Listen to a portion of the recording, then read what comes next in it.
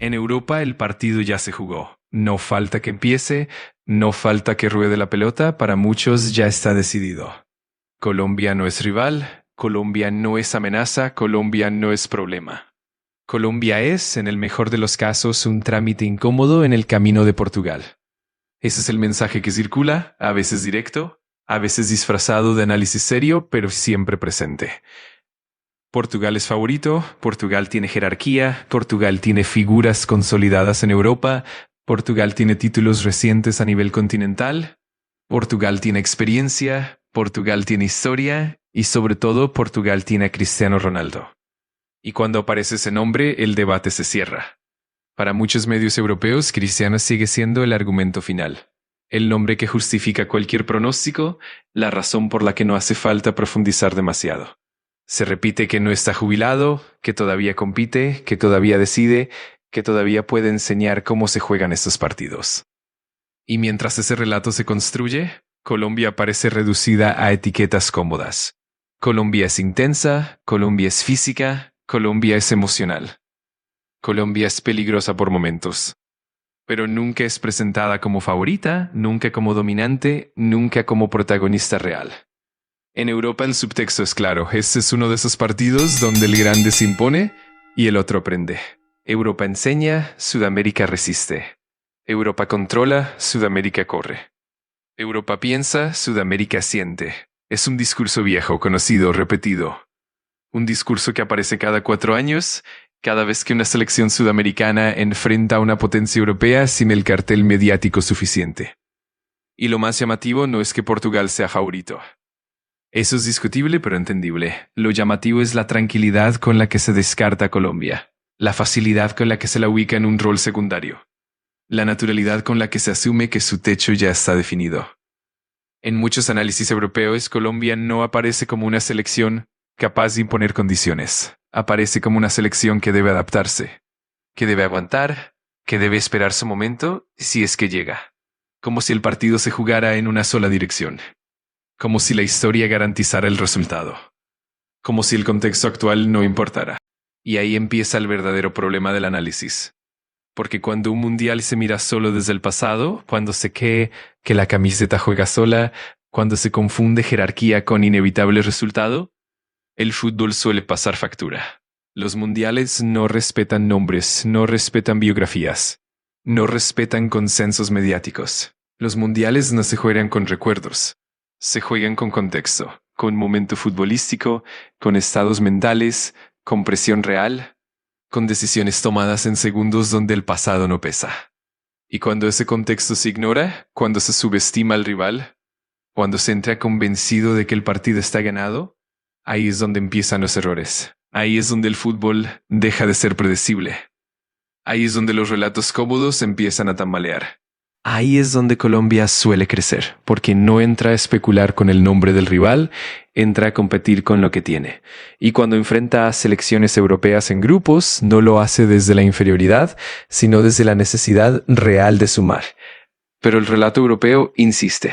Se habla de que Colombia puede robar algún punto, de que puede dar un susto, de que puede complicar un partido puntual, pero no de que pueda dominar el grupo. Ese es el techo que le ponen antes de empezar.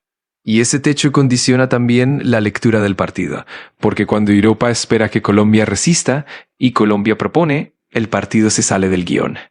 En un mundial, la fase de grupos es el lugar donde se caen las certezas, donde las selecciones que llegaban cómodas empiezan a sentir la presión, donde el calendario aprieta, las piernas pesan y el error deja de ser corregible. Colombia suele llegar a ese punto con una ventaja silenciosa. No tiene que justificar favoritismos, no tiene que defender relatos, tiene que sumar. Y cuando el rival europeo entra al partido pensando en control, en gestión, en jerarquía administrada, y se encuentra con un equipo que no acepta ese rol secundario, el contexto cambia. Ahí es donde la narrativa previa deja de importar. Ahí es donde el grupo deja de ser accesible. Ahí es donde el mundial empieza de verdad. Porque al final la fase de grupos no mide historia. Mide adaptación, mide cabeza, mide quién entiende primero que el torneo no espera a nadie. Y mientras Europa sigue mirando a Colombia desde arriba, como si fuera un escalón más, el fútbol otra vez se prepara para poner a prueba esa comodidad. Porque la fase de grupos también es un ejercicio de lectura del contexto, de entender cuándo un punto vale oro y cuándo una victoria cambia todo el tablero. Colombia, en ese escenario, ya no juega solo contra el rival de turno, juega contra el tiempo, contra el orden del calendario y contra la presión acumulada de un grupo que se va cerrando fecha tras fecha. Y muchas veces, cuando otros empiezan a calcular, Colombia sigue jugando y sigue yendo, sigue empujando partidos que en el papel estaban pensados para ser controlados desde otro lado. Ahí aparece otra grieta del relato, porque cuando el grupo entra en su tramo final, cuando ya no hay margen para guardar nada, la diferencia no la marca el nombre ni la camiseta, la marca la valentía para asumir el momento. Y Colombia históricamente ha sabido crecer cuando el escenario exige decisión. No desde la comodidad, sino desde la urgencia. No desde el favoritismo, sino desde la convicción.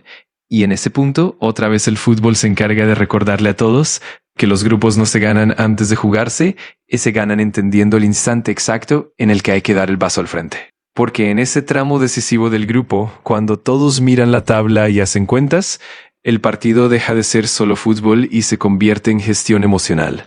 Ahí se nota quién juega con miedo a perder y quién juega con hambre de avanzar.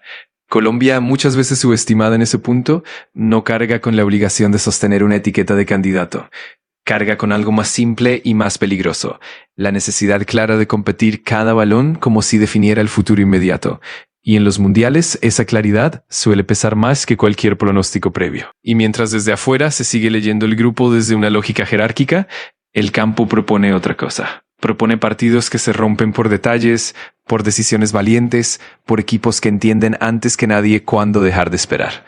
Colombia en ese escenario no necesita que el relato cambie para avanzar. Alcanza con romper el guión partido a partido. Porque al final, cuando la fase de grupos se cierra y el ruido se apaga, no quedan las proyecciones ni las miradas condescendientes. Quedan los puntos, quedan los hechos y queda la sensación de que, una vez más, el fútbol no respetó el orden que algunos daban por garantizada. Y ahí es donde el mensaje termina siendo claro. La fase de grupos no premia a quien llega mejor posicionado en el relato, sino a quien entiende primero el momento exacto del torneo. Colombia, sin el peso de sostener jerarquías impuestas, juega con una libertad que incomoda. No porque no respete al rival, sino porque no acepta el lugar que otros le asignaron antes de empezar. Y cuando el mundial entra en esa zona donde cada decisión cuenta, esa incomodidad suele transformarse en ventaja.